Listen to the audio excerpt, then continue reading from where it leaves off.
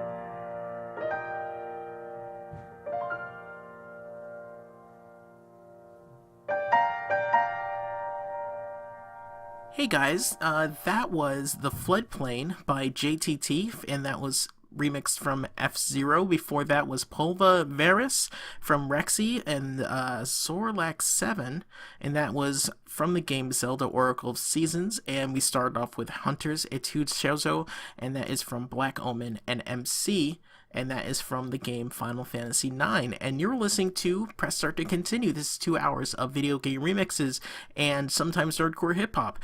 Tonight, though, I am really, really happy to give you another Ivory Infusion show. So this is all piano music. There's some, actually a few with violin, but I think you can forgive me for that.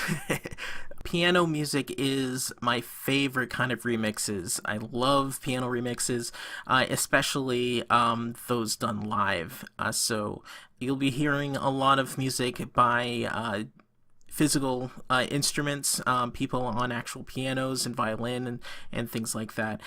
So let's get back to it. This is Genova for Classical Piano by Noir, and it is from Final Fantasy VII.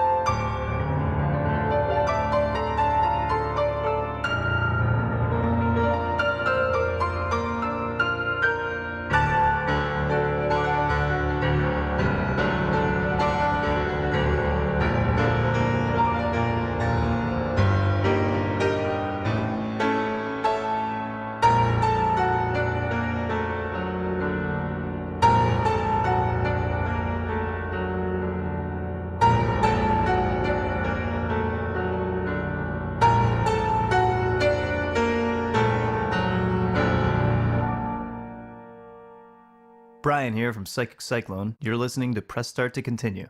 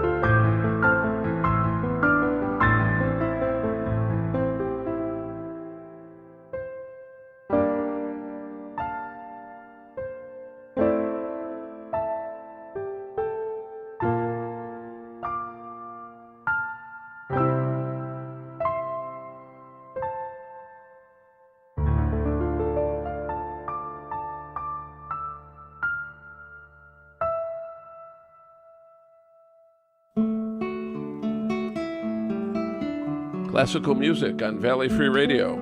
Tune in to Andi Musique Wednesday mornings at 7 a.m. for an hour of beautiful music to start your day. Hosted by Lucy and Larry. Hey Mom, how about this game? What's it rated? Let's see. T for teen with violence and suggestive themes? No. Video games are fun, but not all games are right for all players. Look for the rating symbol in content descriptors and read the rating summaries that tell you what's actually in the game. This one better? Oh, much. For more information about ratings and rating summaries, visit esrb.org.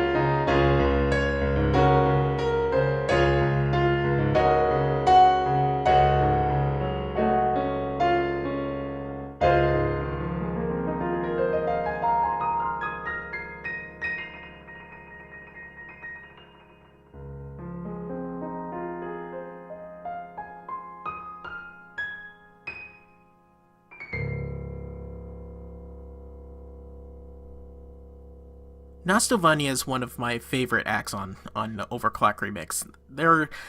They have such varied stuff. A lot of it is really cool jazz stuff. So look them up on ocremix.org. That was The Guy from the Woods is Back in Town, and that is from Zelda Ocarina of Time. Before that was Runaway Faith by the Kata Hero, and that is from Pokemon Mystery Dungeon Red Rescue Team. And we start off with Genova for classical piano from Noir, and that is from Final Fantasy VII. So let's see. I want to pick up the tempo a little bit. This is Aqua Tides by J Daster 64, and it's from Kirby 64.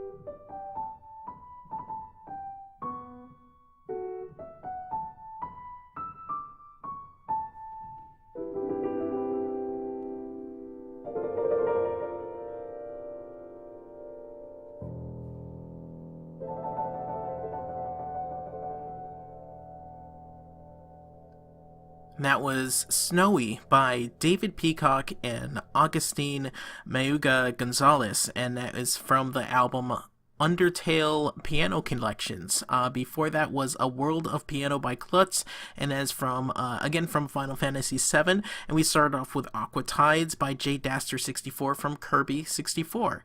And I mentioned Overclock Remix before this last section. If you go to ocremix.org, you'll be able to find pretty much all of the stuff I'm playing tonight, with a few exceptions. The Undertale, I have a couple Undertale albums that I'm pulling from. There's also something from Video Games Live, which I'm really happy I can share with you.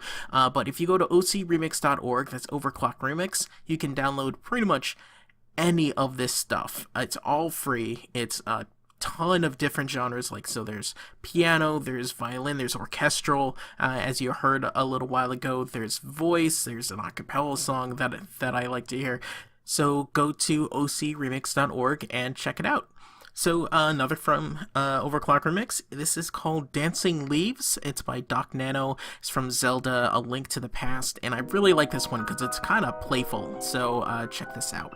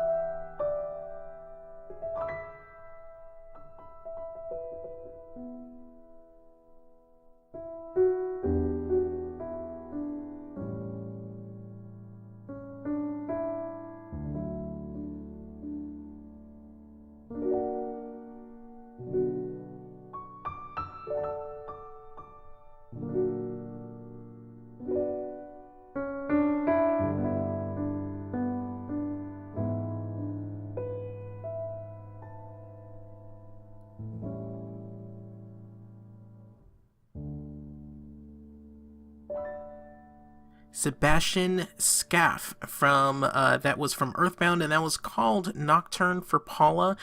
Before that was Dancing Leaves by Doc Nano, and from Zelda: A Link to the Past. I just have time for one more, and it's a longer one. That's why it's just one more, and there's like 10 minutes left. But this is a really cool one. It's called 1 2 3 1 2 3 Whip, and it's from Shnabubala, and it's from Super Castlevania 4. I also wanted to mention that Shnabubala is running a Kickstarter right now, so to put out a self-promoted album, self-produced album. He's a great composer, and he puts out a lot of stuff on Overclock Remix, so that'll be on the website starttocontinue.com. You'll be able to find a link there. So this is 1 2 3 1 2 3 Whip by Shnabubala, and there will be more after the break.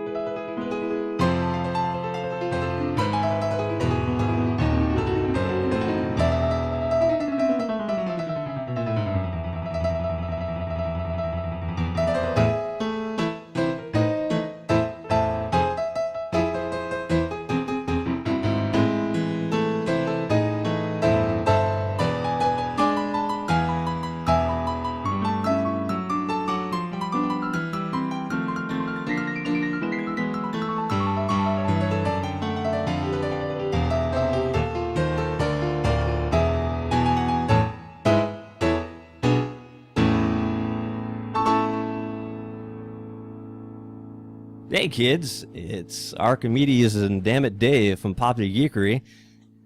And what are we listening to, Dave? Where are we?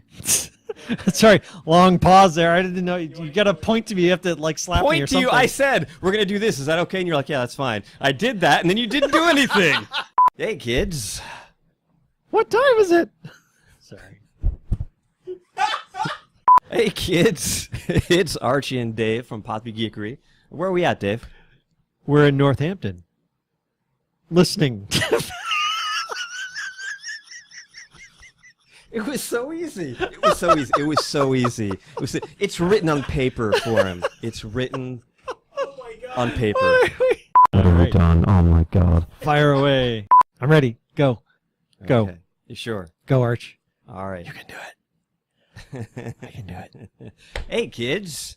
It's Archie and Dave from Popular Geekery. What are we doing, Dave? You're listening to Valley Free Radio, WXOJ 103.3 FM in Northampton, Massachusetts. Very good.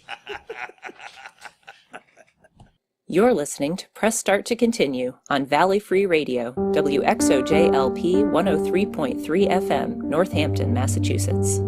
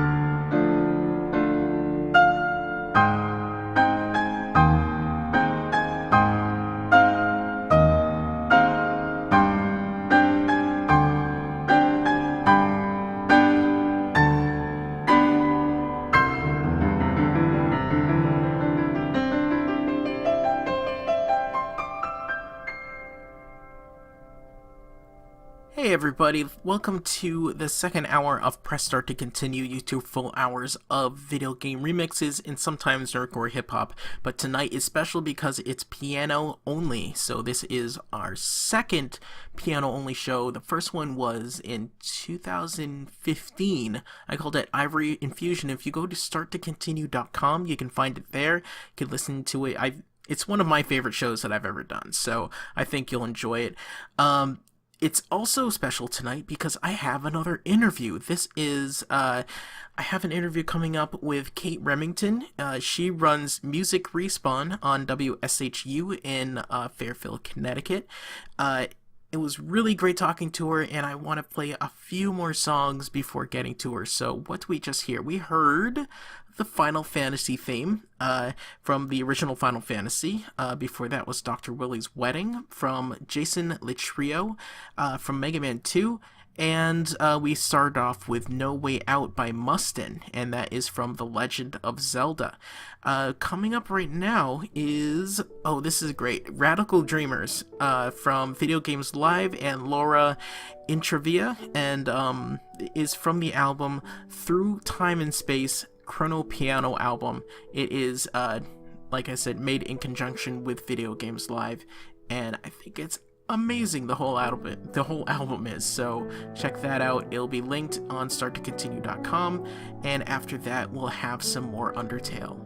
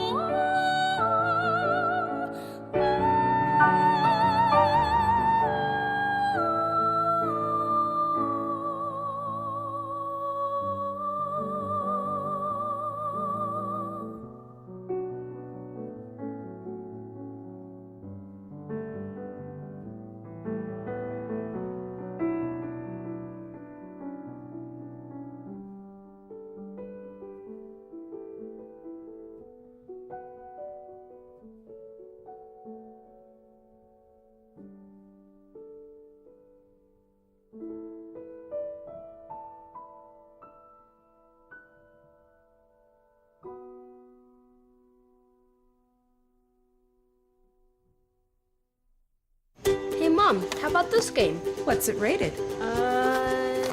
Let's see. T for teen with violence and suggestive themes? No. Video games are fun, but not all games are right for all players. Look for the rating symbol in content descriptors and read the rating summaries that tell you what's actually in the game. This one better? Much. For more information about ratings and rating summaries, visit esrb.org. Hey, this is Blue Streak. I'm the host of The Show with BS, the newest addition to the WXOJ lineup. You can hear us Mondays at 11 p.m. for the best overnight radio you'll ever hear on a Monday night. We'll talk about everything that's relevant to us. Music, movies, TV, games, and whatever else happens to spill out of the pinata that is my head. Monday nights, 11 p.m. here on XOJ. For all the music and news that nerds can use, it's The Show with BS on WXOJ.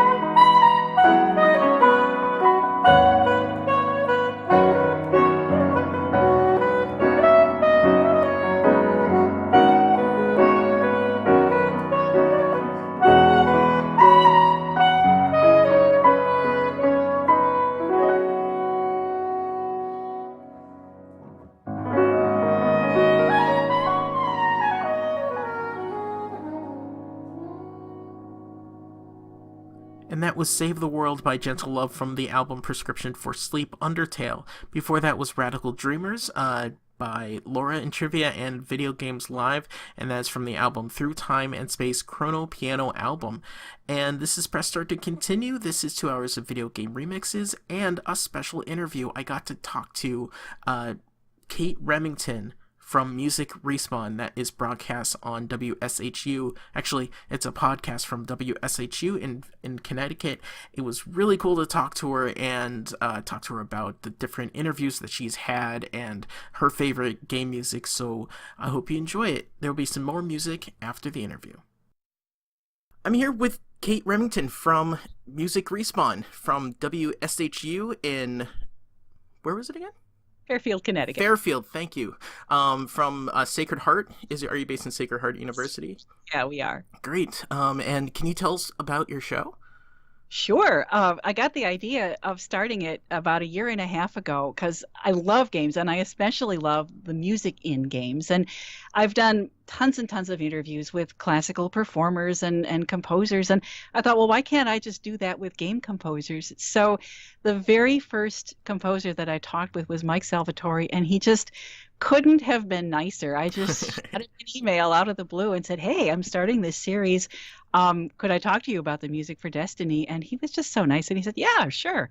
So that got the ball rolling. And I've been able to talk with so many composers. I had this bucket list, and I've talked to almost all of them a couple of times. Talked with Jessica Curry and Jason Graves and Austin Wintory. Just this week I talked with Gareth Coker about his newest project, and everybody has just been so fantastic to talk to, and they have such interesting stories about how they came to game composing and what they think about when they get a pitch from a studio and how that's going to impact the music that they write. So the series now is just great. It's kind of snowballing, and it's I'm able to produce one every week now, and I always mix in a lot of the music that we're talking about. So you hear this, these great comments from the composers, and then we get to hear a lot of the music too. Oh yeah, I actually cribbed part of that for my interview with Tommy Tellerico. We were talking, and I was able to intersperse like some of the Video Games Live music into the conversation. Thanks, by the way. So well, it just makes sense because they have so many amazing things to say about the music, and then why not listen to it? Seriously, yeah. So tell me about your first interview. Like how? So you just you emailed him and just said, hey, by the way, I'm doing this music show. Why don't you come on? Just out of the blue, or did you have previous contact with him, or? Well, no, I didn't. I mean, I told him how much I loved the music. Well, first of all, in Halo that he wrote with Marty, but then also how awesome the music in Destiny was. And I gave him my credentials and stuff so that he knew I was legit. And he's just such a nice guy that he emailed me back and said, yeah, sure, of course, I'd be happy to. And we had one of those conversations. Sometimes you can talk to somebody and you feel like you've already known them for a really long time. Mm-hmm. That's what it was like to talk to Mike. He was just so easy to talk to and so friendly and approachable. And he had some really great behind-the-scenes stories about putting together the music for Destiny and then recording it. And so it was great. And what's nice about it now is that the game composer community is so tight that once kind of word got out, when I would reach out to another composer and run down the list of who else I've talked to, they'd be like, yeah, okay, sure. So, that's awesome. Really nice. That's great. You're like a superstar in the video game composer community. Well, I don't know. What I give them a forum to talk about doing what they love. Yeah. With one of my recent conversations with Jason Graves, he said his sort of standard is if he had all the money in the world, didn't need to earn a single penny more, would he still be doing what he does, which is writing this awesome music? And he said, absolutely. He just loves it. And so I think to give these composers a chance to talk about what they love is just really neat for them, because the music a lot of times in games gets overlooked. Mm-hmm. I was just reading a review of Farpoint. I'm going to be talking with the composer for that game in a couple weeks, and they didn't even mention the music. So it's just weird to me because the music is, yeah, I know. It's just, it's such an integral part of the game. Yeah. Just leave it out, I think, is just really an oversight. So one of the things that anytime someone asks me about this show, like what do you play? I'm like, I play video game music, and they're like, why? And I say, and I say it's because specifically with game music, this is music that you're going to be hearing like probably hundreds of times over 20, maybe 40 hours in the same level over and over and over again, and it has to be good. It has to be amazing, or else you'll just get frustrated with it and just not actually play the game anymore. And you can definitely hear that in especially older games, like my first game that I really like fell in love with the music was Mega Man 2. Oh yeah, that's an awesome game. Yeah, and the Airman, the first level I played with it was the Airman level, and that looping music, I never got tired of it. It was there was always something more interesting and more intriguing about like how they used and what synths they used and everything like that.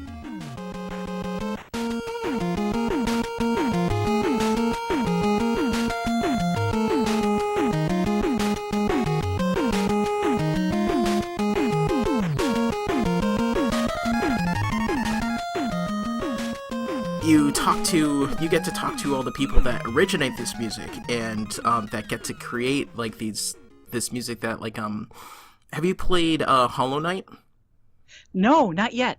Oh, beautiful music, amazing music, and it's very piano based, and there was one level I just couldn't get through, but you can just hear it over and over again, and you never get tired.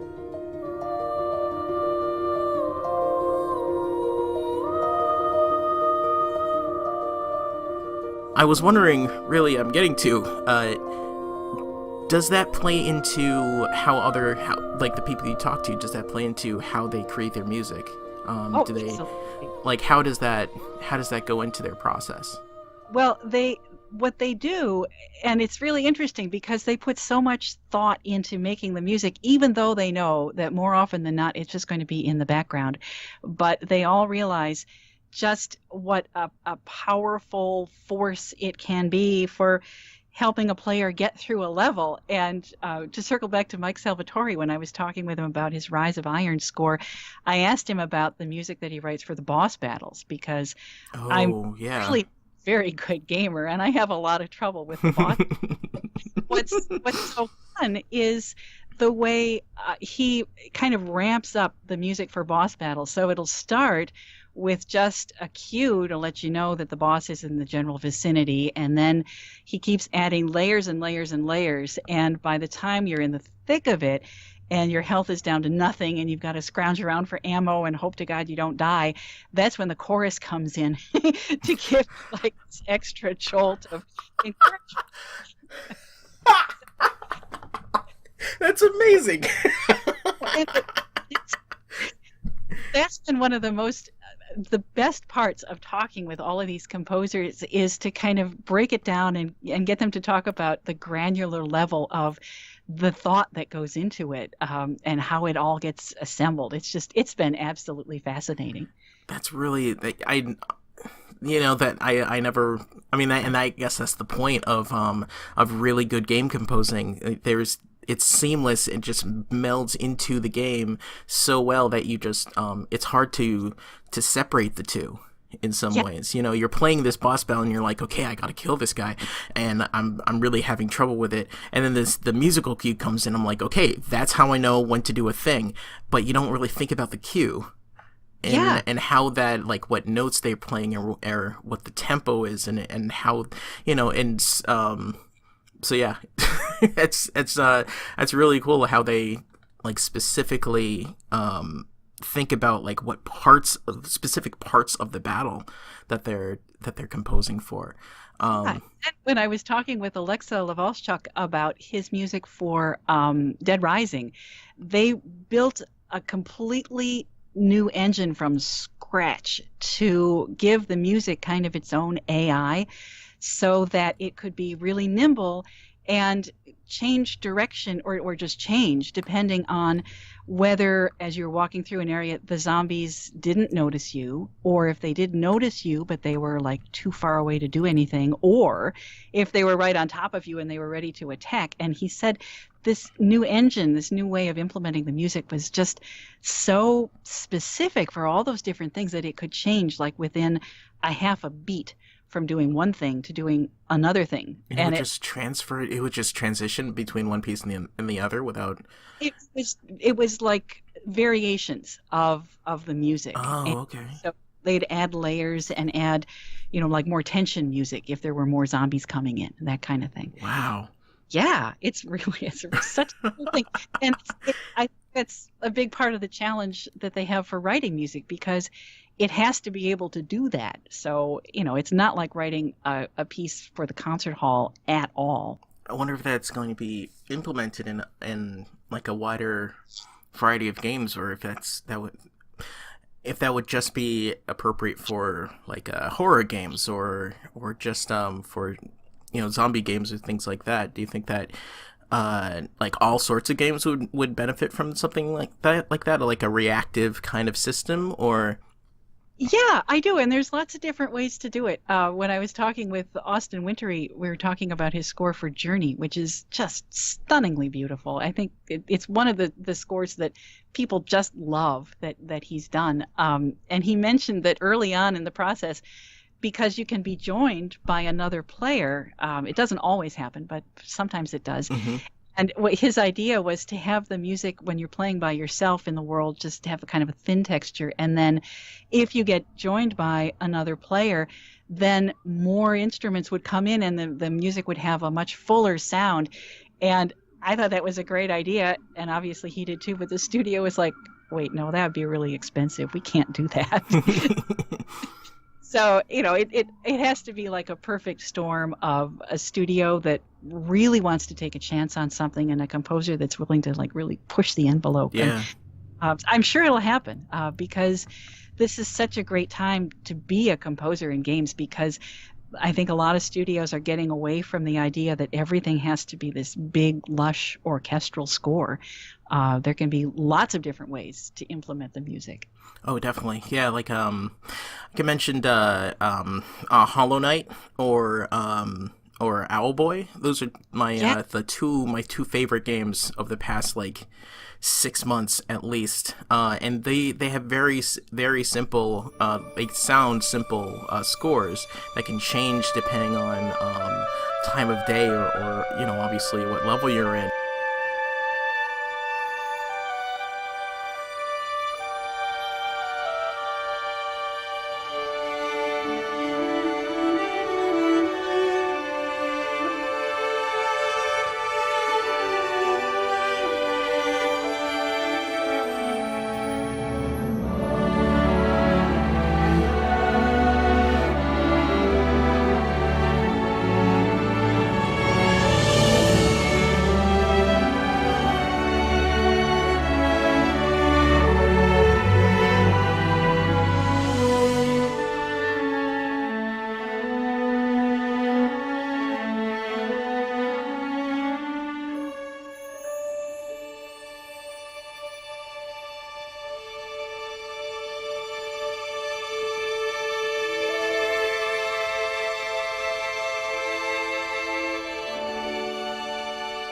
Well, yeah, and I think what's also cool about what the composers do is they write music that kind of suits the scale of the game, too. I was talking with Neil Acree a couple of weeks ago, and he's written music for World of Warcraft, especially the cinematics, and he's written the music for Overwatch, which are these huge, epic, heroic games. But his new project is a game called Rend, that's also going to be kind of a can't think of the word. It's like WoW. Massively MMO. Yeah. We're both reaching. It's an MMO too, but it has a completely different character, and it's based on kind of Viking legends of the afterlife. So the music that he wrote for that has a way more scaled down quality. It's a very thin ensemble, and he pulled in some really interesting Scandinavian instruments for that. So if they keep in mind what the scale of the game is going to be, which is really cool.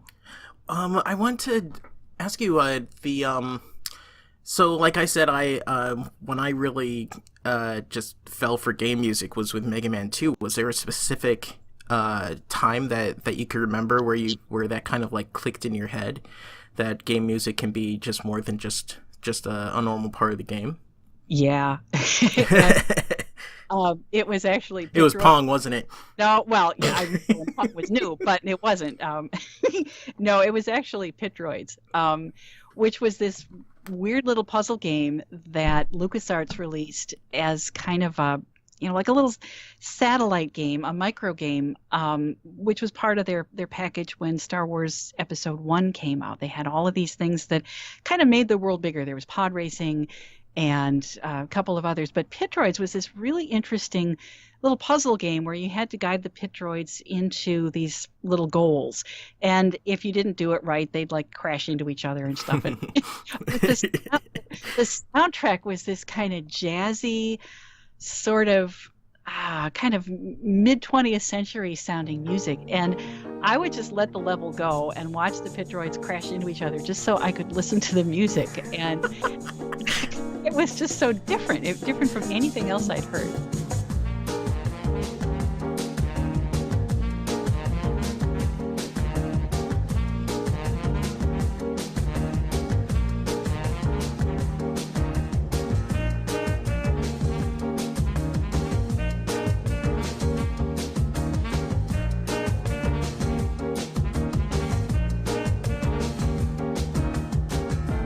That actually, I'm sure a lot of us have that. I had a copy of Wind Waker, and I would just I would turn it on in my apartment, and I would just leave it on the start screen, and my friends would walk in and be like, "What, are you playing this game?" I'm like, "No." Why are you? Because it sounds cool. Okay. Yeah. I played it so much, and then I'd be like visiting some friends, and their little kid would be playing Wind Waker, and my ears would like prick up as soon as it started from the other room. I'm sure. Exactly where the kid was in Wind Waker by what the melody was. I'm not going to say anything about that. Yeah. So Music Respawn, the show, how did that start at WSHU? Well, I'm so grateful to our program director, who was totally behind it as soon as I pitched the idea of doing this show about video game music. One of the things about public radio and classical music listeners in general is they're not really aware of stuff like this. And so this was a way, we thought, of really like reaching out to draw in new listeners, because the gaming community is huge. And we were able to do it with, really good production values and really thoughtful interviews and stuff. So they were like totally behind it. And it started just as a page on our website with a link to the audio. And when I put the pages together, I include, screenshots and maybe the trailer and other interesting stuff that didn't make it into the interview. And then they decided that what we really needed to do was to make this into a podcast. And so the audio is still all there. And what's cool about it being a podcast is I think it's a lot more portable and people can subscribe to it. It's in Apple Podcasts now and Google Play. And so there's a lot of different ways that people can listen to it, which is neat. But I'm just really grateful that the management of WSHU was willing to try something new, because we don't run anything else like this on our broadcast schedule. So I think that's really cool. I've not really heard anything like this on any broadcast schedule. Like this is pretty especially with someone that's focused on with a background in classical music, talking to composers in that vein. I mean, like when I talk to like an artist, I can't really speak with the experience that you've had. Being trained you were trained as a classical pianist?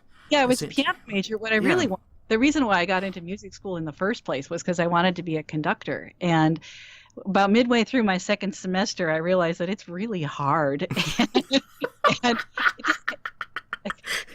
but it didn't help that I was working with the professor, the woman teaching us, was trying to make it as hard as possible because I suppose she was trying to toughen us up because, orchestras wouldn't really give you a break when you get on the podium. So she wanted to show us how hard it is. But I was just like, you know what? It's too hard. So I decided to go into radio instead, which has just been an absolute, it's been so much fun. I think when I talk with composers, even though I've got this classical background, I don't want to get, too into the weeds and stuff. So, as I'm listening, maybe I listen to it in a slightly different way than someone who doesn't have a music background. But I think what's really important is to talk to the composers about what they love about the music that they've written. Well, thank you so much for being on the show. This was really interesting. I know that the part of the way that I interview people is after listening to the way that you interview people. So it's everybody should listen to Music Respawn from WSHU. You said you're on iTunes and Google Play. Yep. It's in there as Music Respawn. And if you go to WSHU.org, there's a whole Music Respawn page right on our homepage. So you can check out, there's more information than I can put in the little detail for the podcast. So there's, like I said, screenshots and usually trailer videos and that kind of thing. So it's neat to put it together. And I feel so lucky to be able to have talked to so many just amazing composers. Well, I feel really lucky that you were able to be on Press Start to Continue. Thanks a lot. Oh, hey, my pleasure. It was really fun to talk with you. So much fun. It was great having her on the show. That is Kate Remington from Music Respawn, and you can follow her on Twitter. That's @RespawnShow. There is some music that I always point to describe like what I actually play, because I try not to play a lot of electronic or house music or what is you usually think about when you think about game remixes. So this is one of them. It's really beautiful. It is 10 minutes long. So I wanted to save this for the end. And I think I'll have enough time for one more after that. So this is called Suite for Violin and Piano. It's by Gabe Terracino and Shnabubala, again Shnabubala, and this is from Metroid. Just listen to this and think about playing this for someone that has never heard a game remix before. And I always think that if I play this for someone like that, they just won't know that it's a remix until I tell them. So this is Suite for Violin and Piano from Metroid.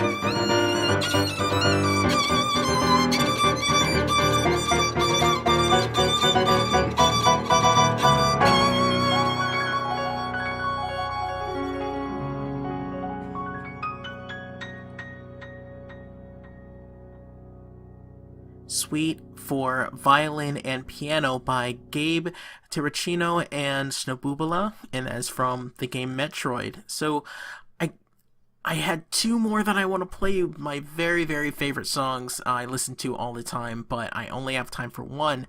It was like choosing between children. So, this one, the other one is called Neru's Love, and if you look on Overclock Remix for Neru's Love, then you'll be able to find that.